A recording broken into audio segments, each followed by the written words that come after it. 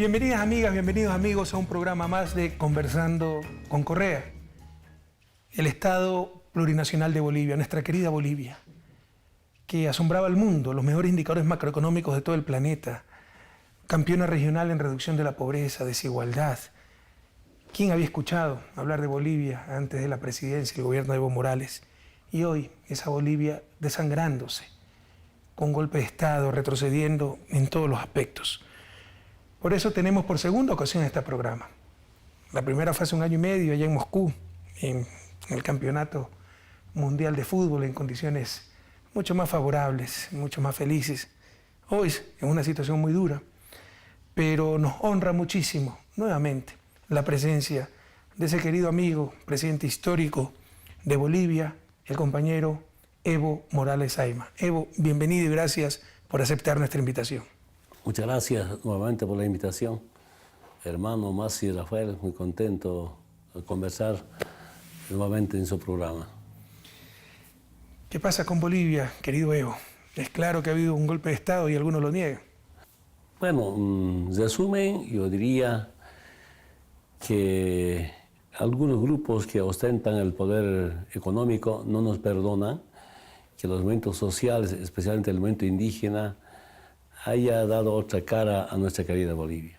No nos perdonan la nacionalización de los recursos naturales, que con las nacionalizaciones de empresas estratégicas cambiamos la matriz económica de Bolivia. Solo un dato importante, usted sabe que el año 1825 se fundó Bolivia, al 2005 nos dejaron con $9.000 millones del PIB. Año pasado, diciembre de 2018, llegamos a $40.800 millones. Eso es impresionante. No, tus logros económicos son increíbles.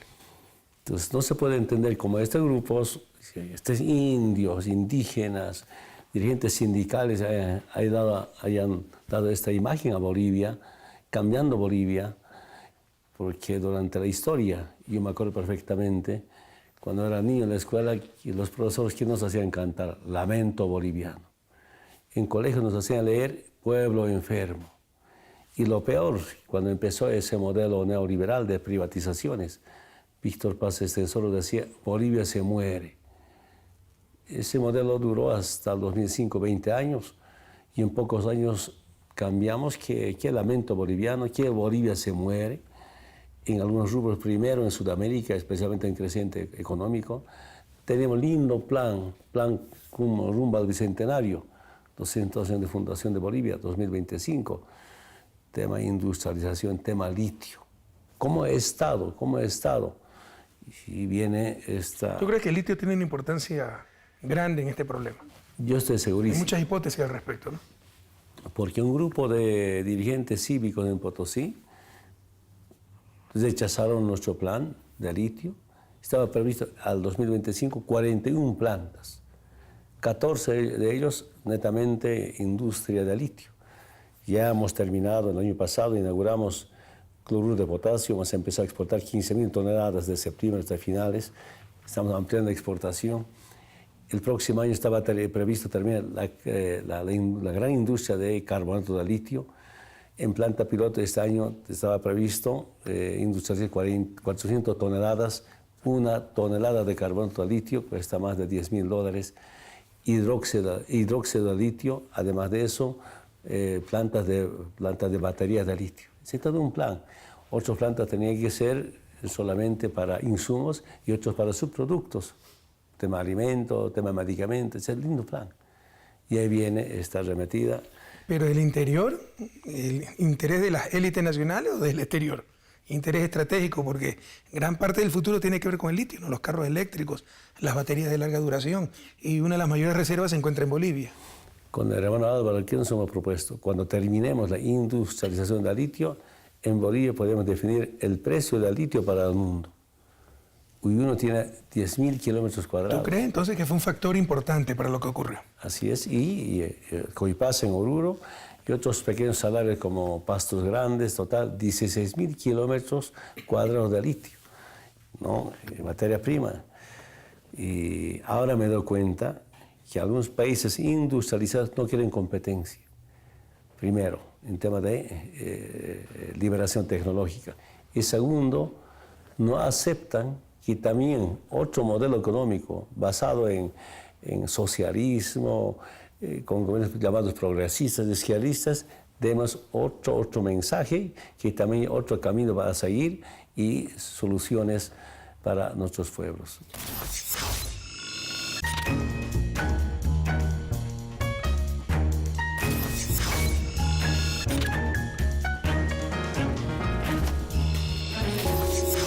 Este programa no es de entrevistas, es de conversar. Y yo también puedo hablar un poco de mi experiencia, ¿no? Y con respecto a lo que tú refieres, yo he reflexionado mucho al respecto. En nuestro gobierno le fue muy bien al propio sector empresarial, a la oligarquía, a la burguesía. Y seguramente lo mismo ocurrió en Bolivia, pero en mis 10 años de gobierno triplicaron utilidades. Más aumentaron las utilidades que el salario básico, lo cual es una vergüenza para un gobierno de izquierda. Y pese a ello nunca nos apoyaron. Es más, siempre estuvieron en oposición y esperando cualquier descuido para aniquilarnos en todos los sentidos. Entonces, ¿cuál es la reflexión y la conclusión?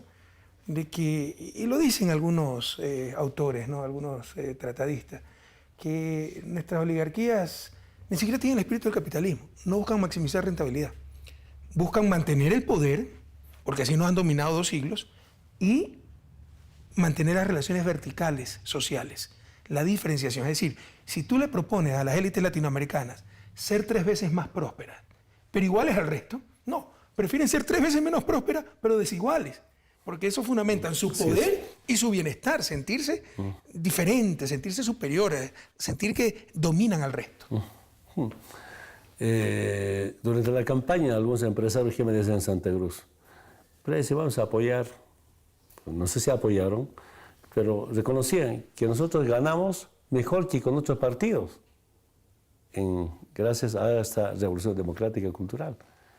Y algunos empresarios en otros departamentos nos decían, nosotros vamos a apoyar, cuida la economía, está bien la economía, solamente pedimos eso. Algunos decían, vamos a apoyar, no vamos a ir a pintar la calle, las paredes, no vamos a ir a colar papel, pero vamos a apoyar y concientizando a los colegas.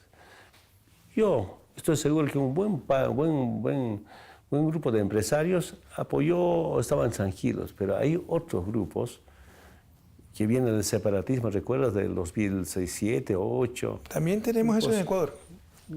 No solamente racistas. La media luna. Usaron la oración para hacer odiar. Biblia contra la familia. No entiendo para mí. Yo soy católico, pero un poco decepcionado de cómo usan Jesucristo para hacer discriminar después. Hacen orar, después hacen gritar. La historia sagrada, la historia de la humanidad, ¿no? Hay quienes hacen gritar, matan en nombre del Evangelio y otros que se dejan matar por el Evangelio. Ese es... Y a nosotros nos inspiran los últimos, ¿no? Pero de cierto racismo pasa al fascismo. ¿Qué consiste eso? Bueno, mi autoridad de un departamento, gobernador, hacen quemar su casa, policía no da protección, finalmente policía se suma al golpe de Estado, y cuando encuentran la casa, esposa, la familia, amenaza, si tu esposo no renuncia, vamos a quemarte. Llama a la esposa, el esposo escuchando, llorando, tiene que renunciar. Por ejemplo, nuestro expresidente de la Cámara de Diputados, Víctor Borda, potosino, llorando. Bueno, en ese momento estamos en reunión, debatiendo, más tarde llorando me dice, Precio, tienen que renunciar, si no le van a quemar a mi hermano. Un dirigente sindical, el compañero Teodoro Mamani, estaba junto conmigo igualmente. Están quemando a mi casa, están saqueando y ahora está en sus manos de los violentos, los vándalos, la esposa y la hija. Es que le van a quemar, llorando. Dice, hablen contra el Evo. Hace hablar contra el Evo, hace Evo cabrón para liberar. Ese es fascismo. Pasando por racismo, fascismo al golpismo. Ahora, antes de empezar el programa conversábamos y te decía que había una cosa en que discrepaba contigo. Te han enfatizado mucho que la oposición, este odio, este rencor, es porque había un indio en el gobierno, ¿no? Yo creo que es un agravante. Pero si hubiera sido un indio en función de ellos, sería este momento el gran estadista, el humanista. Si fuera un indio, funcionara sus intereses, que se hubiera prestado a implantar el neoliberalismo, sería otra cosa. No lo dejaría entrar a su casa, pero no quisieran matarlo, no quisieran derrocarlo, porque sirve a sus intereses grupales. Aquí el denominador común, o sea, ¿por qué te persiguen a ti? ¿Por qué persiguen a Lula? Bueno, que es un obrero. ¿Por qué persiguen a Cristina, que siempre fue de clase alta, una familia de profesionales con Néstor, allá muy exitosos abogados en Argentina? ¿Por qué me persiguen a mí, que soy un profesional de clase media? El denominador común no es ser indio, no es ser obrero, no es venir de la pobreza extrema, es que desafiamos al sistema. Es que con nuestros gobiernos no manejaron el poder. Por primera vez en la historia no tuvieron el poder. Y eso no lo pueden perdonar y no lo pueden seguir permitiendo. Y están dispuestos a todo, porque para ellos la democracia es válida mientras sirva a sus intereses. El rato en que empieza a cambiar algo, y contra ellos, en función de la grande mayoría, recurren a todas las argucias, a todos los instrumentos, ¿no? Entre ellos golpe de Estado. Es lucha de clases. Yo estoy convencido de eso. Yo tenía confianza en las Fuerzas Armadas, inclusive porque me di cuenta que habían militares patriotas, hay militares antiimperialistas, pero también se juegan algunos comandantes de quién pone más. Eso a mí me ha sorprendido. Eso no he podido entender.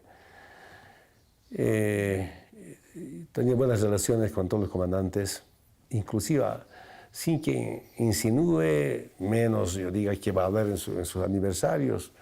General Cueto, 2008, 2009, en el aniversario del ejército, los militares de nacimiento somos antiimperialistas.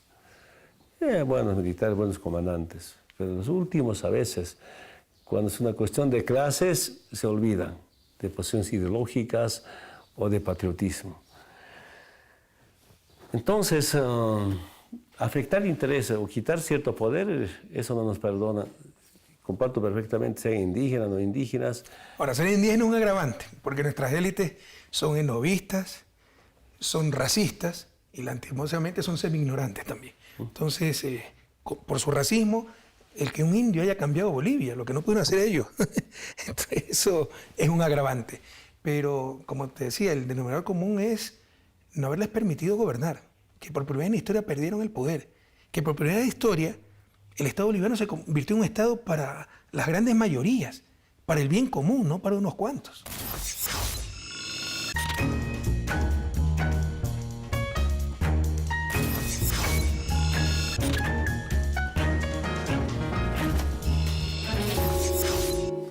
Ahí, antes, la conferencia episcopal boliviana o la Confederación de Empresarios Privados de Bolivia era como una máxima instancia. Cuando había conferencia, todo el mundo a pedir bendición.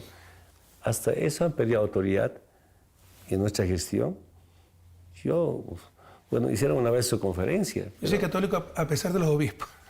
Sí, pero ahora creo que estamos en tiempos de Inquisición. Pero con tremendo papa eso da mucha esperanza, ¿no? Un papa latinoamericano que habla muy claro. Pero, por ejemplo, un Estado laico, ¿no? Siempre estaba en la mesa de autoridades el cardenal, el arzobispo. Eso atenta contra el laicismo. O sea, lo mismo podía exigir los evangélicos, tener su pastor. Entonces yo ordené que solo estén las autoridades civiles con legitimidad democrática en los actos oficiales, en la mesa directiva. Eso no te lo perdonan. Te la tienen guardada. Claro, allí ya no hay iglesia de primera ni segunda, y menos iglesias clandestinas. Todos tienen los mismos derechos. Yo pedí, por lo menos con motivo del aniversario del departamento o de la Bolivia, todos oren por Bolivia, o todos oren por el departamento, o todos oren por su municipio. La Iglesia Católica, y pocas, a veces cuando negociamos no venía. Bueno, pasó eso y durante la Asamblea Constituyente, para aprobar la nueva Constitución, ¿qué hicieron? Aquí Evo, diablo, Satanás, al otro lado Jesucristo, Dios. ¿Votan por esto o por esto? Pensé que algunos no sé, tal vez locos están haciendo eso, pero de verdad había sido que hay sector de la Iglesia Católica, algún sector de la Iglesia Católica no nos quiere porque somos antiimperialistas, anticolonialistas o antineoliberales. Eso no nos perdona. Son tremendamente conservadores y no quieren que nada cambie. Se les ha ido muy bien así durante siglos. Mira, Evo, la situación de América Latina, siempre digo, no hay que compararla con la situación actual de los países desarrollados. Es un gran error en el análisis. Tal vez mucho más cercana a la época en que Estados Unidos tenía esclavismo. Y lo que le costó a Abraham Lincoln abolir, que es considerado el mejor presidente de la historia, abolir la esclavitud. No es que se pudo sentar a consensuar con los esclavistas, tuvo que confrontarlos. Produjo la división del país. Si perdía la guerra civil, hubiera sido el peor presidente de la historia. Hubiéramos tenido los Estados Unidos de América y los Estados Confederados de América. Dos países. La ganó, pero fue una guerra sangrienta. Y además le costó su propia vida. Yo creo que es más cercana a la realidad de América Latina a aquella época, ¿no? Porque tenemos que liberar a los esclavos modernos, ¿no? Tanta discriminación, tanta exclusión, tanta pobreza en un país que tiene todo, en un continente que tiene todo para ser desarrollado. Lamentablemente, desde antes de ser independiente, en la época de la colonia, como que existe un pacto de dominación en América Latina. Las élites que se creen superiores y los dominados que creen que así debe ser. Hay muchos pobres que creen que así debe ser, ¿no? Que es normal que yo tenga mala educación, pésimas escuelas, no tenga acceso a la salud. Así debe ser. Entonces, qué difícil es cambiar ese status quo. Es mucho más fácil hacer coaliciones políticas para mantener el status quo. Y al que lo quiere cambiar, le dan con todo para desgastarlo hasta que la gente diga, no, preferimos estar como antes, en paz, cuando estábamos pacificados, porque la verdadera paz se fundamenta en la justicia. Por eso yo no tenía un criterio definido al respecto antes de entrar a la presidencia. No lo tengo. Yo creo en la reelección indefinida.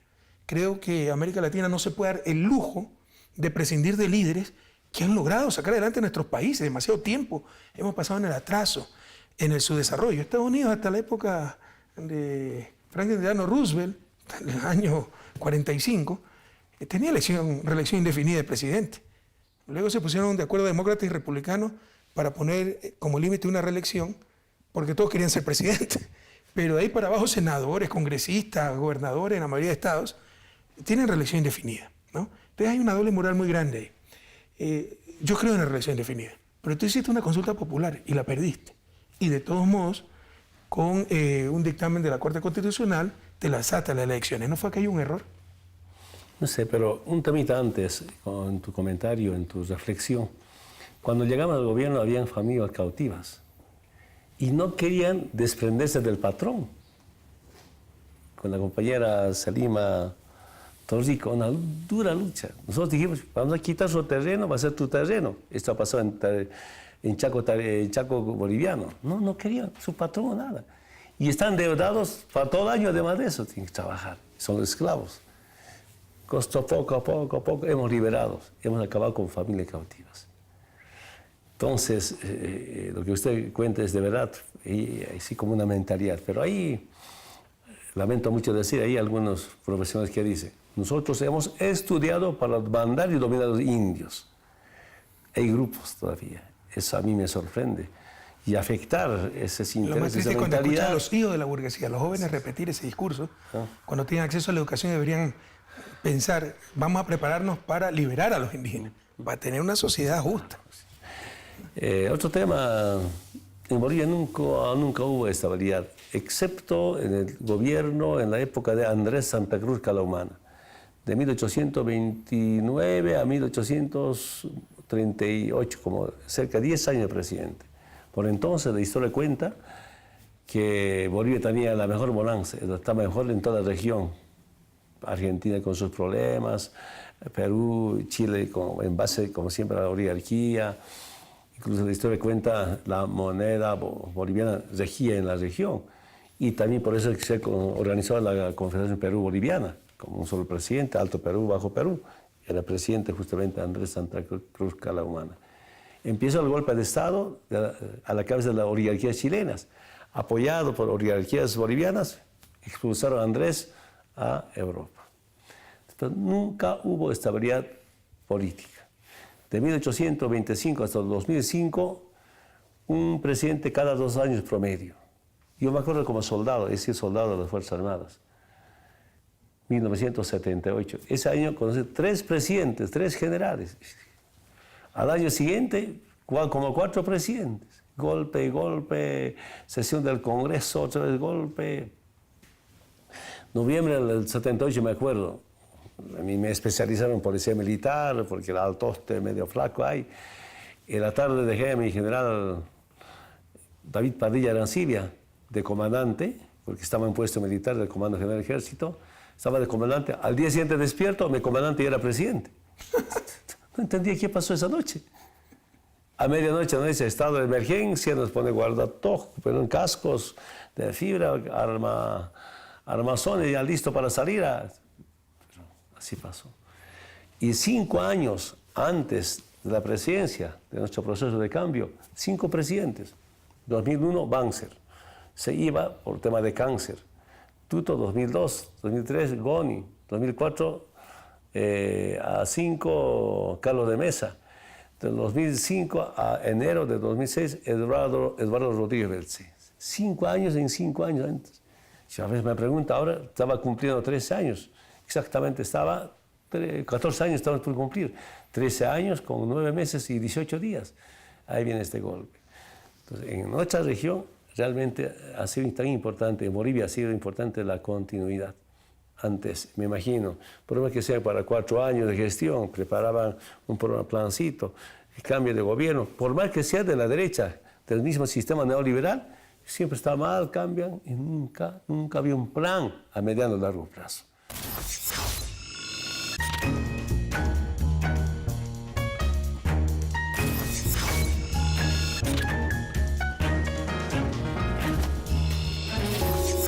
Finalmente, el tema pregunta. Yo en mi vida aprendí que al cargo no se busca, el cargo te busca. Desde dirigente sindical hasta ahora presidente. Entonces, ahí los movimientos sociales, la Central Obrera Boliviana dijeron que hay que hacer un referendo para validarte, estamos bien, debe continuar. Acepté. Si no es mi pedido, nunca yo he pedido. Repito nuevamente, experiencias en cargos sociales, sindicales, como también cargos políticos, el cargo nos busca, no se busca el cargo. Y hay, con semejante campaña, la Embajada de Estados Unidos, CNN, ahí la campaña. Bueno, y eso hemos perdido por falta de unos 60, 70 mil votos. No, y es claro que se perdió contra los medios de comunicación, las calumnias que te sacaron del hijo, que no te había hecho cargo, después se descubrió que todo era mentira. Eso es muy importante, ponerlo sobre la mesa para discutir. No puede existir democracia sin información.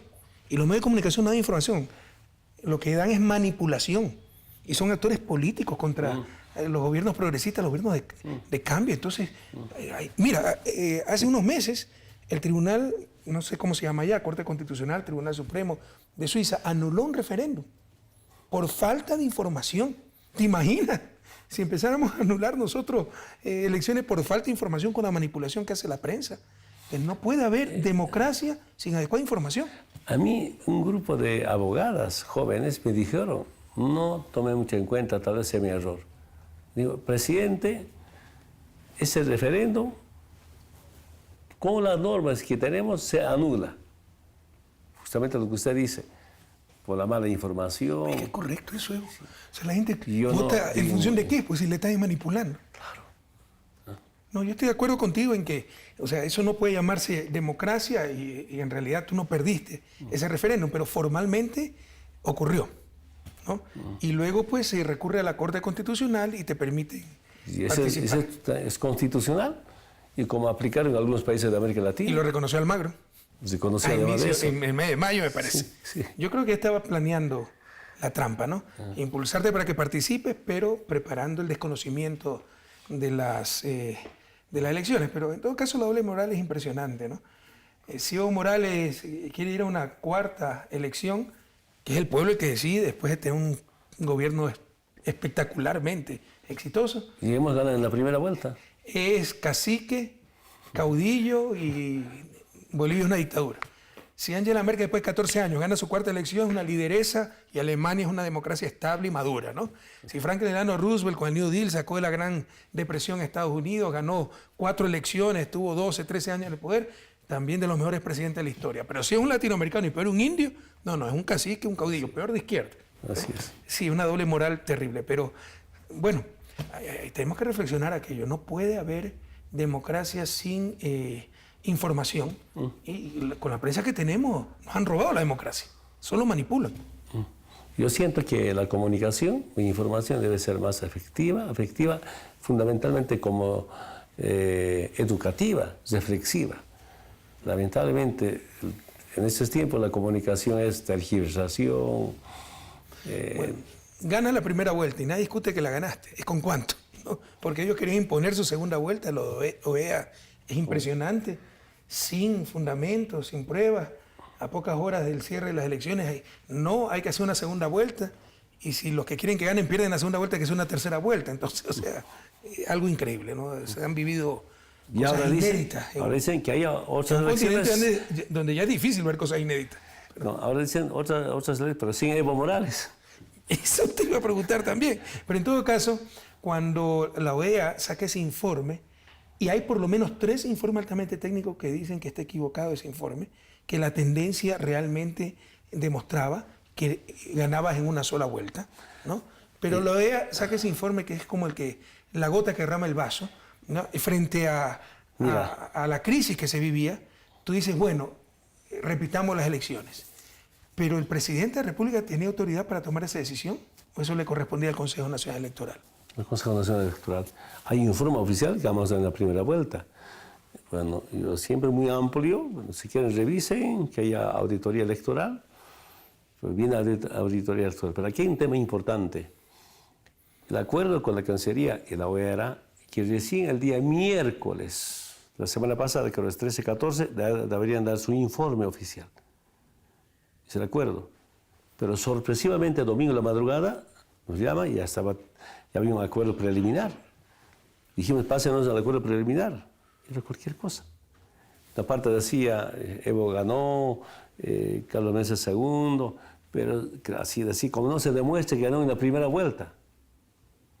Ese momento yo dije, comuníqueme con Luis Almagro. No me comunicaron. Ya estaban sacando el domingo en la madrugada. Y hablé con el encargado, que estaba hablando el canciller. Yo dije, de manera muy textual, ustedes no revisan su informe, con este informe van a incendiar Bolivia y va a haber muertos como aquí. Domingo en la madrugada, OEA se sumó al golpe de Estado. Almagro tiene las manos manchadas de sangre.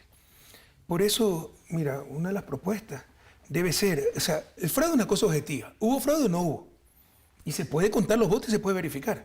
¿Por qué no hacer una comisión internacional de expertos, con participación del Vaticano, de Naciones Unidas, de instituciones y de espacios incuestionables, que revisen si hubo fraude en las elecciones bolivianas? Si hubo fraude, que se sancione a aquellos que lo hicieron. Si no hubo, perdóname, tú eres el presidente actuante y el presidente electo de Bolivia, y Almagro es un canalla. Y ojalá que ya la OEA pase al basurero de la historia y América Latina tome sus propias decisiones. Ya no podemos seguir siendo parte del Ministerio de las Colonias. Y además en el informe, en ninguna parte dice que hay fraude. Lo dijo Almagro, canallescamente. El informe habla de irregularidades, que en todo proceso hay irregularidades. Claro, pues. En el proceso de Estados Unidos, ¿cuántas irregularidades hay? Ahora nos informan expertos, aparte hicieron una evaluación, que hemos ganado en la primera vuelta. O su grupo de Estados Unidos, no sé cómo se llama. El Center for Economic and Policy Research lo dijo, y lo han dicho dos grupos más de expertos. A mí me sorprendió eso. No hemos contratado, no hemos pagado para nada, pero su propia opinión. Y además de algunos expertos nacionales demuestran que hemos ganado en la primera vuelta. Bueno.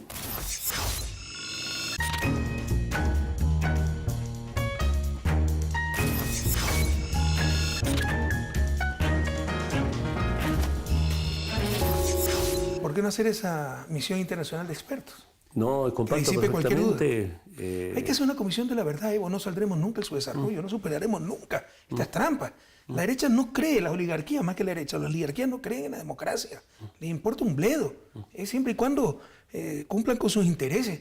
Esto tiene que acabar o no saldremos en su desarrollo, no tendremos nunca verdadera democracia. Hay que hacer esa comisión de la verdad, Evo, pero hay que, muchas gracias, ¿no? que enfatice eso. Ya te digo, esto es un conversatorio, yo doy mi opinión. Y tú sabes que también he sido las elecciones del 20 de octubre. Actor de la historia reciente de América Latina, sé lo que enfrentamos. Se requiere una comisión de la verdad que diga, ¿hubo fraude o no hubo? Papa, Vaticano, Naciones Unidas, ¿quiénes estarían en esta comisión de la verdad? Naciones Unidas, Vaticano, centros de expertos, Fundación Carter.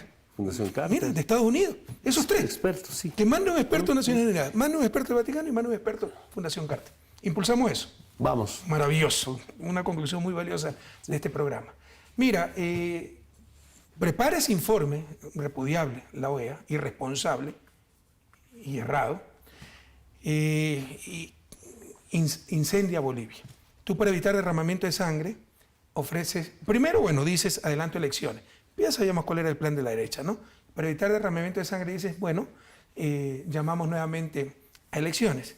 Pero ¿qué pasó, por ejemplo, con la Central Obrera Boliviana?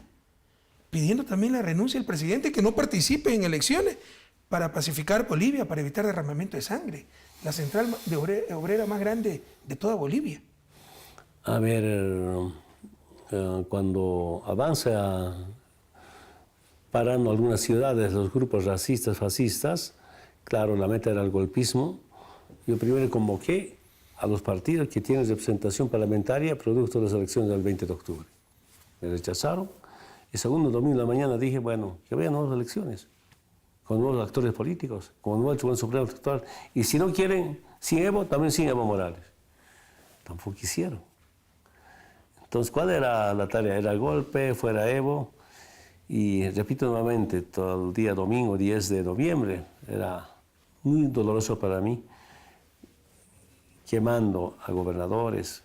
Y las últimas informaciones a nuestra diputada uninominal, la policía le pone manos nuca, como en tiempo de la dictadura, le da en manilla detrás de la mano a la nuestra senadora Adriana Salvatierra, cuando estaba entrando a la asamblea, le rompe, agrede, dictadura.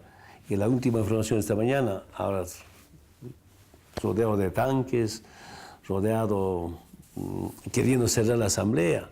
Quieren cerrar la Asamblea Legislativa Plurinacional. ¿Quién está mandando en ese momento?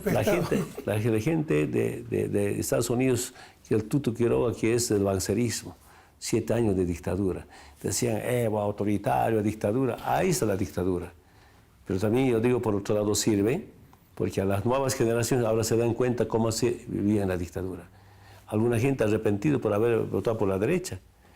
Y aparece un chino, Chi, ¿no? Dice que los que hacemos ritos somos satanases. Y algunos jóvenes, por aventura, a ver, por el chino, votaremos Chi. Ahora su chiste le está costando. Así textualmente dice, nos hemos equivocado.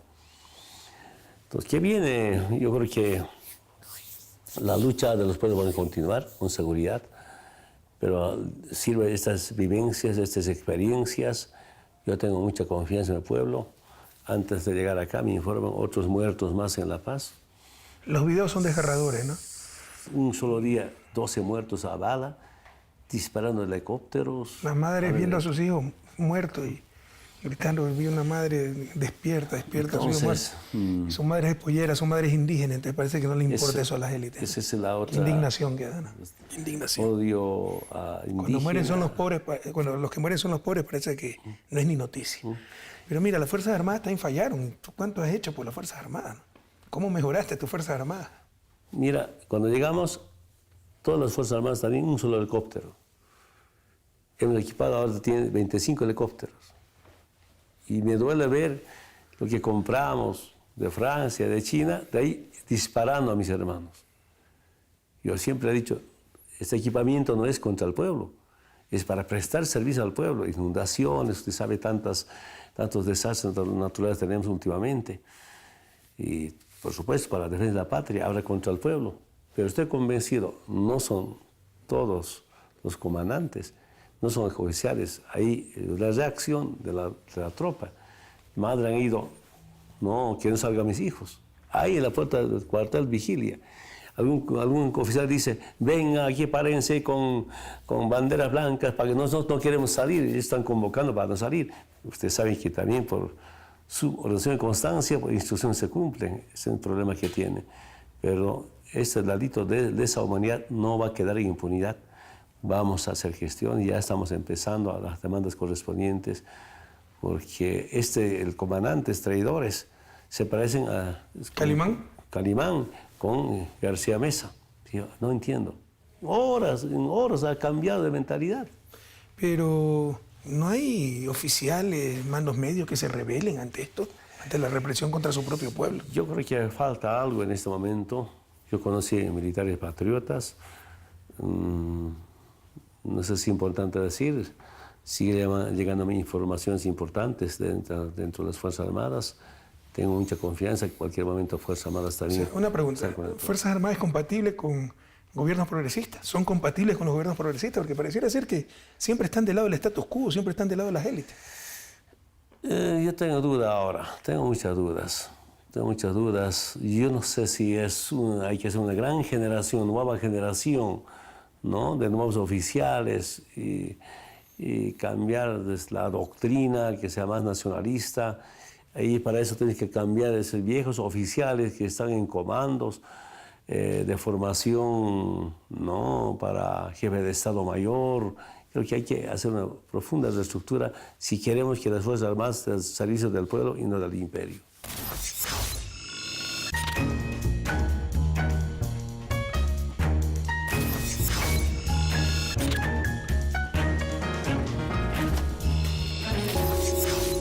Sabía que si no ganabas ampliamente, o incluso ganando ampliamente, la derecha no iba a reconocer el triunfo. Sí. Había experiencias como el 2017, cuando creían que Moreno iba a continuar con la Revolución Ciudadana.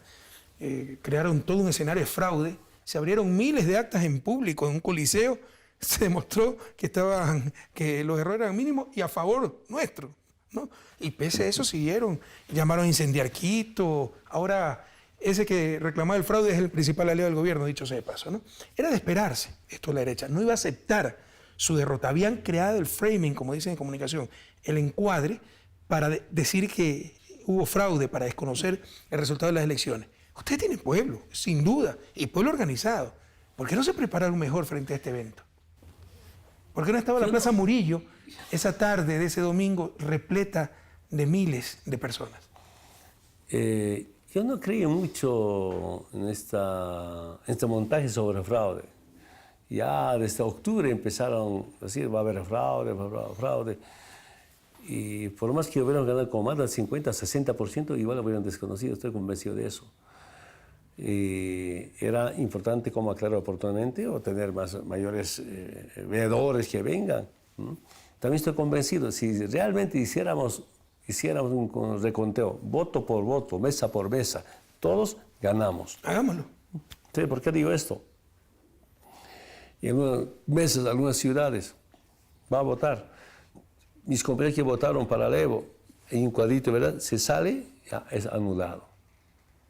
Y otros que votaron ni siquiera dentro del cuadrito, fuera, para mesa o para otro, vale. Y debemos reconocer que como delegados no tienen mucha formación académica, voluntarios, van, menos quitado. Estoy convencido, si quisiéramos, ganamos más. Yo dije eso.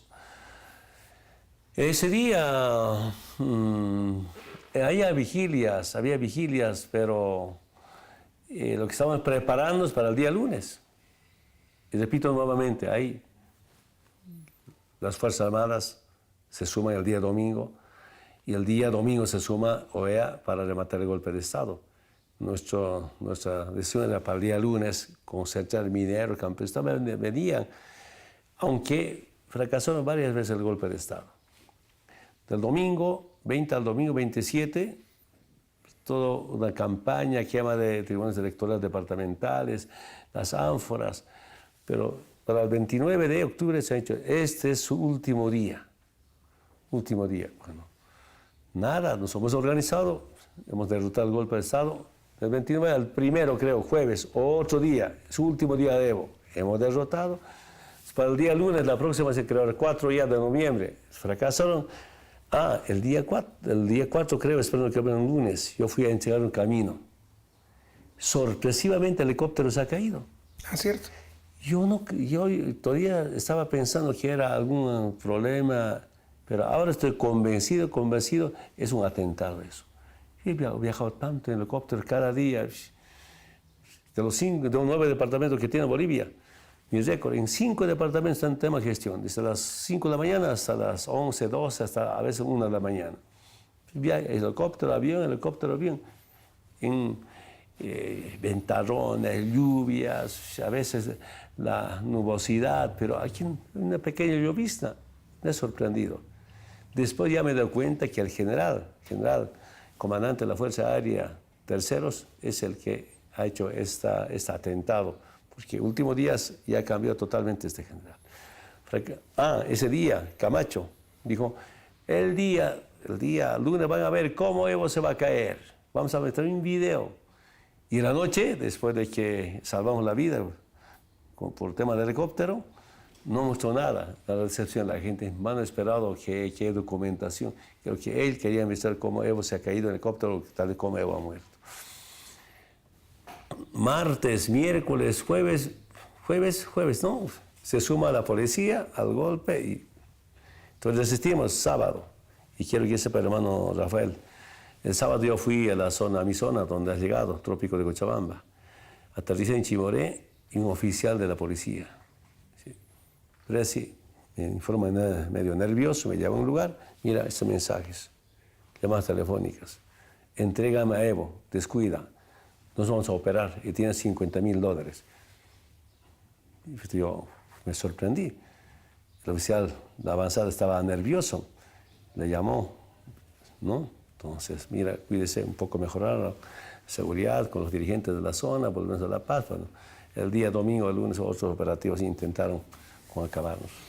Siempre es fácil ver los toros de lejos, ¿no? Y recuerda que yo también fui víctima de un intento de golpe de Estado donde tú te solidarizaste inmediatamente. Y bueno, cuando ves francotiradores, la policía amotinada, ser irracional, no tener miedo. Ser valiente no es no tener miedo, es saber controlarlo y hacer lo que se tiene que hacer. La policía estaba amotinada, el comandante de las Fuerzas Armadas te sugiere a un presidente democráticamente electo renunciar y tú renuncias. No fue que hay un error, no era mejor resistir, ir a uno de tus bastiones como el Chapare a resistir. Era importante. Bueno, en ese momento había muchas opiniones y sobre todo el caso de la vida. Yo dije, me meto a la Casa Grande del Pueblo, que me saque muerto, pero también decían... donde tiene el departamento de lujo como jeque árabe. Como jeque, después... Ya no saben cómo distorsionar las cosas, y con Photoshop logran hacer las cosas. Pero, logran convencer. Sí, después me cuentan, ¿no? Ya cuando ya estaba acá en México, habían ido a la ministra de Comunicación a mostrar, encontraron un peine de un boliviano, un champú de 2 bolivianos, donde estábamos. Eso es racismo, ¿no?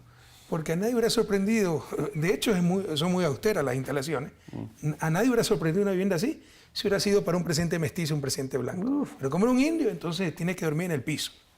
Eso es racismo. Sí, imagín. No tienen de qué acusarte. Debes sentirse orgulloso. Debes sentirte orgulloso de ello. Pero no fue un error haber renunciado. No sé, pero yo creo que era importante ese momento que no sigan agrediendo. Y al día siguiente, día lunes, como abrían mis compañeros, quién sabe, hubiera dado miles de muertos. Tenía mucho miedo. Pero todos hemos habido muertos. Era evitar, violencia brutal. Y ahora es otra forma de muerto. En mi gestión, toda esta gestión, ni un solo muerto a bala de la policía.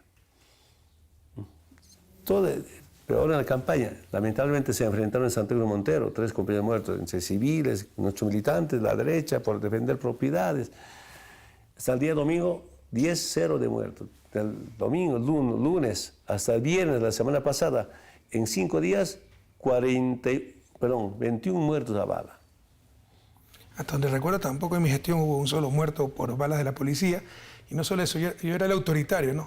En un día, en la protesta de octubre, en un día lanzaron más bombas lacrimógenas que mi gobierno en 10 años.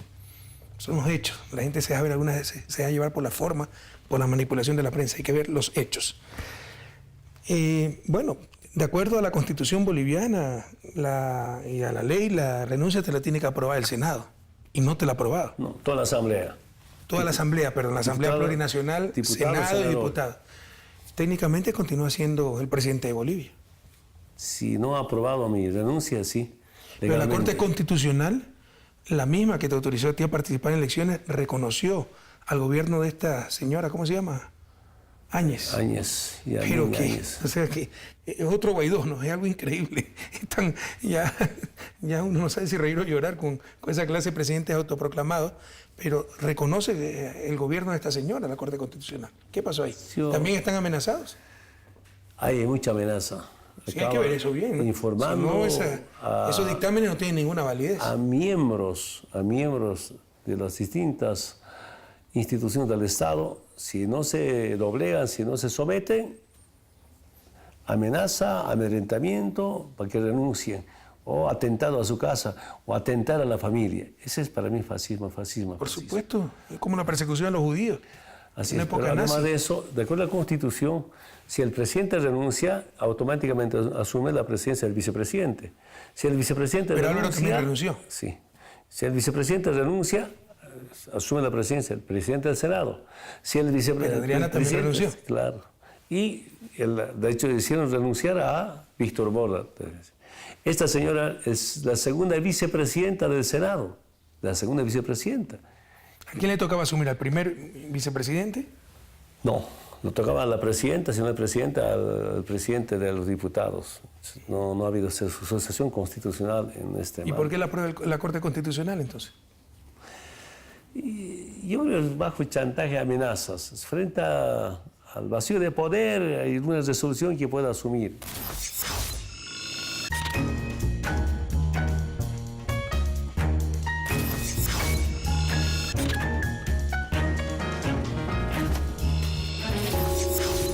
Mesa, que sin lugar a dudas perdió las elecciones, pide nuevas elecciones pero sin Evo Morales.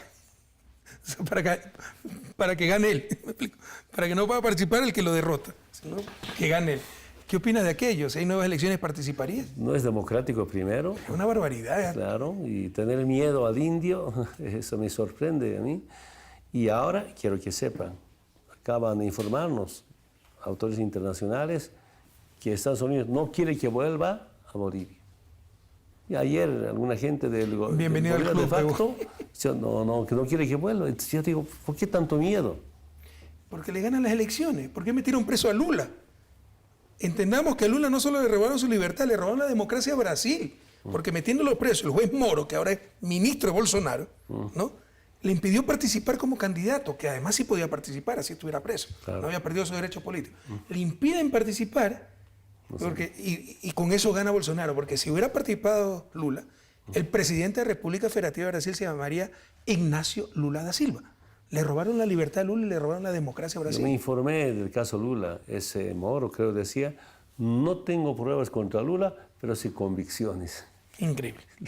No, un fiscal dijo, el hecho de que no se descubra la propiedad del departamento de Lula es que además de ser dueño, lo sabe ocultar. O sea, es un agravante que no descubran ninguna prueba, que no tengan ninguna prueba contra Lula. Ya es algo de loco realmente.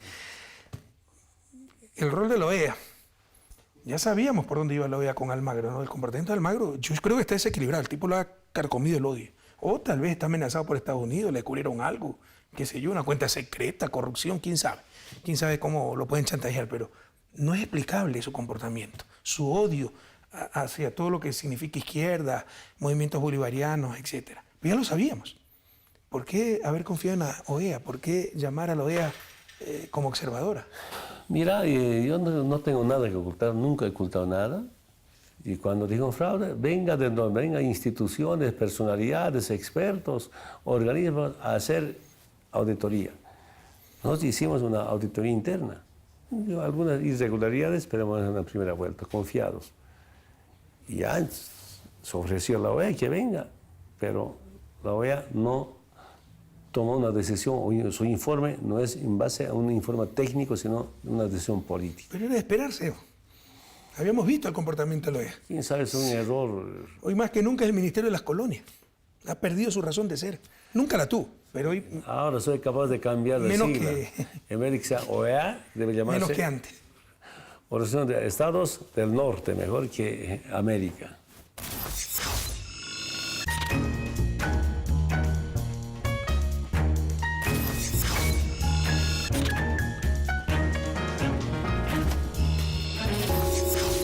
Con lo que tú hiciste en Bolivia, querido Evo, y te lo digo, yo soy profesional, soy economista.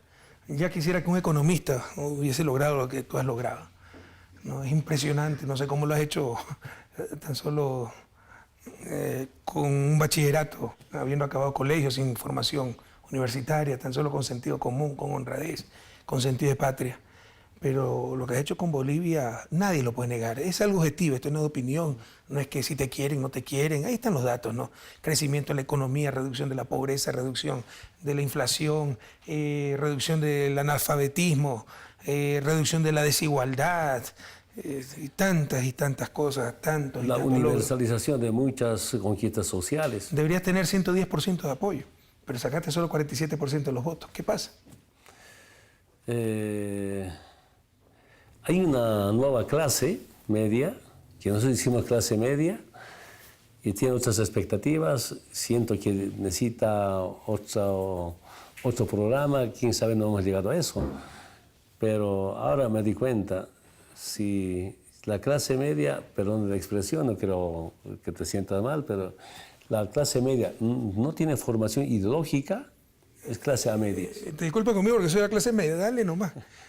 Decimos que hay el síndrome de Doña Florinda. Apenas salen de la pobreza, se creen superiores al resto, llaman chusma a los demás, malcrían a sus hijos quicos, le enseñan a sentirse superiores, maltratan a los pobres obreros Don Ramón y se acercan al capitalista compasivo, corbatudo, bien vestido del señor Barriga, ¿no? Y votan por ellos.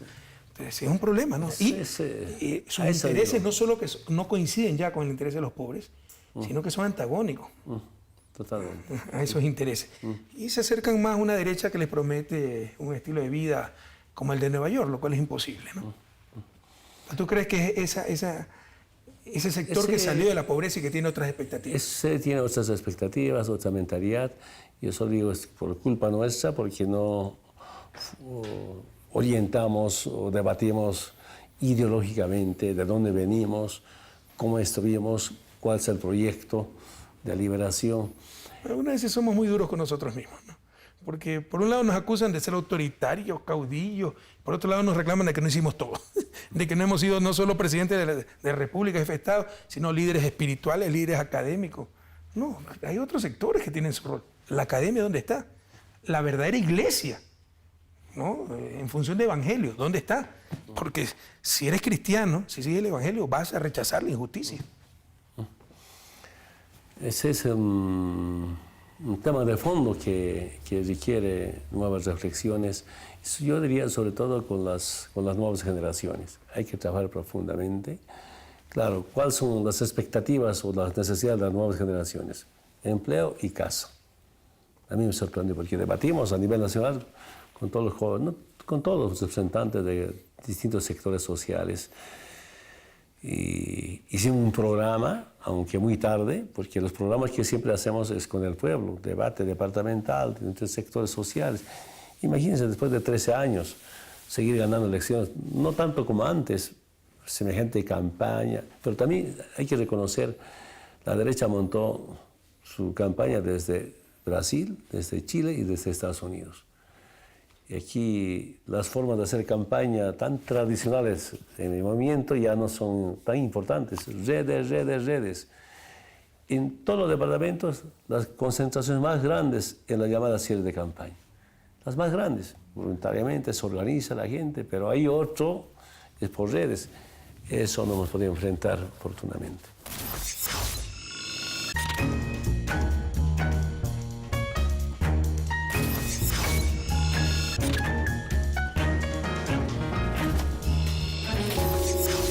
Para finalizar, agradeciéndote tu gentileza, Evo, en estos momentos tan duros, haberte dado tiempo para participar de este programa, de esta conversación conmigo, y reiterándote el aprecio y la admiración que te tengo, ¿no? Lo que tú has hecho realmente era imposible.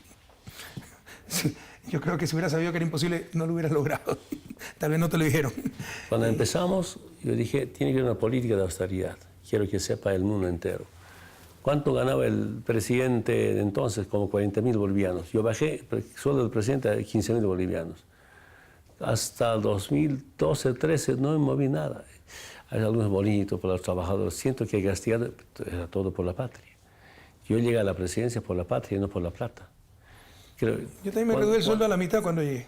Y puse como máximo 25 veces el salario básico, que después incluso tuvimos que reducirlo porque aumentó tanto el salario básico que empezamos a ganar, en mi criterio, demasiado. Cuando eras diputado... Pero de nada sirve, te dicen de todos modos corrupto. Este señor gana 3 sueldos. Eso es corrupción. Pero no pasa nada porque es un títere de oligarquía.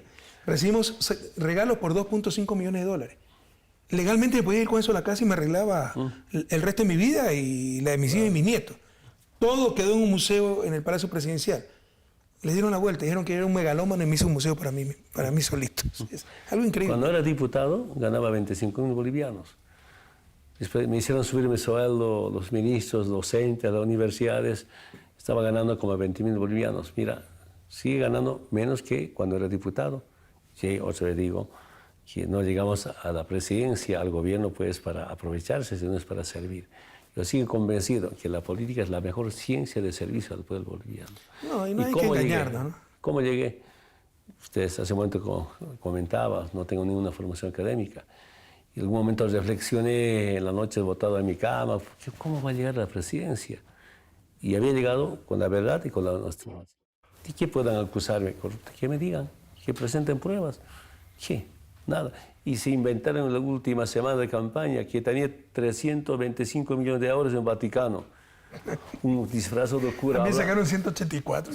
Hablando ahí, ¿no? Un poquito me habló que era un diácono, un mitómano. ¿Dónde está ese obispo? Van a averiguar. No había obispo. Alguien disfrazó para hablar de obispo. Esa guerra sucia. Y alguna gente esa quedó. Ahora los que mentieron están en ministros. No nos podemos engañar. Lo que más duele, lo que hemos construido con mucho esfuerzo, ahora le están destrozando. Sí. Al margen, que presidencia no es nada. Desgarra el alma. Ese es lo fácil que es destruir lo que con tanto esfuerzo se construyó. Pero eso debemos tener claro, ¿no? Y nadie se puede engañar, que para solucionar realidades tan injustas, estructuras tan excluyentes socioeconómicamente como las de América Latina, se requiere poder político. Por eso hay que optar por la política. Siempre habrá lugar para la solidaridad espontánea, la beneficencia, para ayudar al pobre, al anciano solitario. Pero para solucionar esa pobreza estrucral se requiere el poder político. Sí. Sí, el problema claro, con el poder de América Latina es que no hemos tenido buena política. Nosotros no teníamos poder sindical, poder comunal, pero tenía muchas limitaciones. Es que una forma de poder político aquello, ¿no? Y ese poder y como tú decías hace un momento, ¿no? Te interpreto, no lo dijiste con estas palabras, pero tú puedes decidir alejarte de la política, pero la política no decide alejarse de ti. Yo quise retirarme, tal vez en forma ingenua, tal vez con urbanidad, decir, hemos hecho lo suficiente. Y mira, hemos tenido que involucrarnos de nuevo frente a la destrucción que están haciendo, la persecución a los compañeros, los retrocesos que estamos viviendo. Te decía la última pregunta, como hace 10 minutos. Con todo lo que ha pasado, ¿es posible cambiar a Bolivia? ¿Es posible cambiar América Latina en democracia y en paz? Nuestra experiencia, mi experiencia personal, con la unidad del pueblo es posible cambiar todo. Pero en estos nuevos tiempos hay que enfrentar a los medios de comunicación. El peor enemigo de los humildes es la medio de comunicación.